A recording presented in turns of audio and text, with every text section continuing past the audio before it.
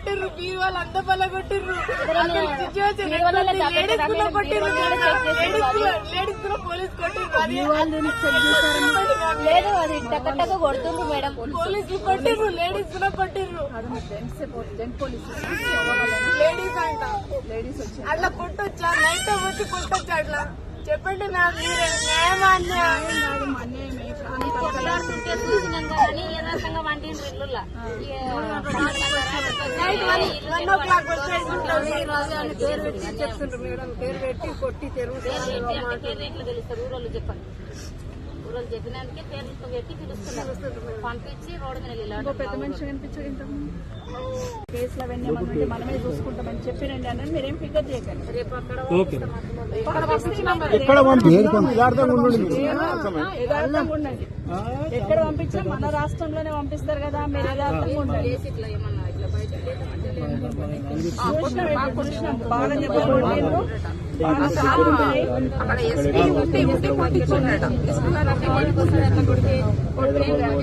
మాకు కూడా కలకలవుతున్నది వాళ్ళని చూస్తే. కానీ ఏం చేస్తాం, దేవుడు ఉన్నాడు మీద, తర్వాత తెలుస్తుంది. దేవుడు ఉన్నాడు, మీరున్నారు, తర్వాత తెలుస్తుంది. మంచి మంచి చెడు చెడు తెలుస్తుంది.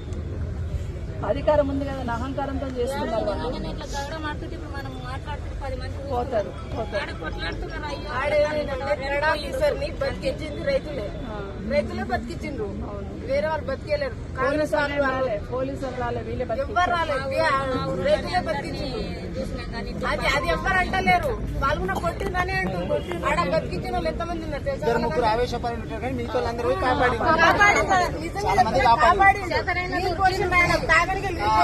ఆఫీసర్ కి. ఇది అంత వాళ్ళకున్నా ఇద్దరు ముగ్గురు చేసిన దానికి కూడా పట్టుకొచ్చేసారు.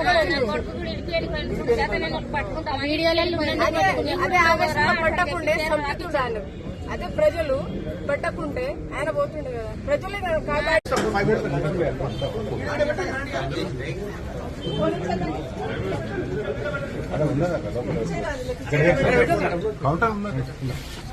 ఫోన్ తీసుకో, వికారాబాద్ తీసుకున్నాం.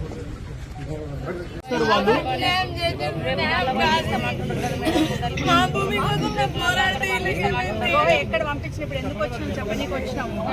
కేసీఆర్ ఏం చెప్పిందంటే తీసుకో,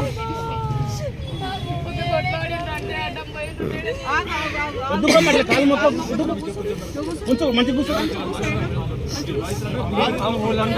న్యాయం జరగాలి. మా డాడీ ఉన్నాడు,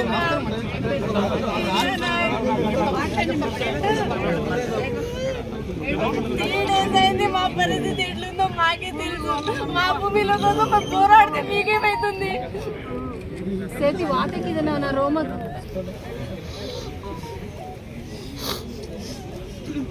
ఎన్ని ఎకరాలు పోతుందమ్మా? మాకు 7 ఉంది. 7 acres పోతుందా? 7 acres పోతుంది.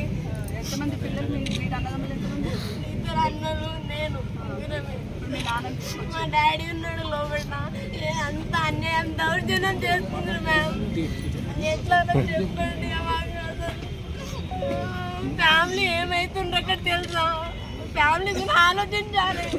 మా భూముల కోసం మేము పోరాటం మీకేమైతుంది? మీరు అట్లే చేస్తారా? మేము సంపాదించి తీసుకున్నాం. ఏం తింటుండ్రో ఏం చేస్తుండ్రో లోపల తెలుసా? మాకు ఎంత బాధ ఉంది సార్.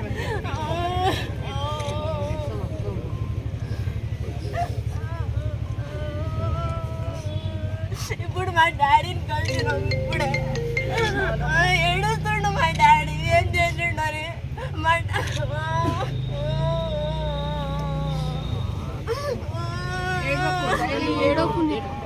నువ్వు ధైర్యంగా ఉంటే మీ నాన్న ఏం చేస్తావు చెప్పు.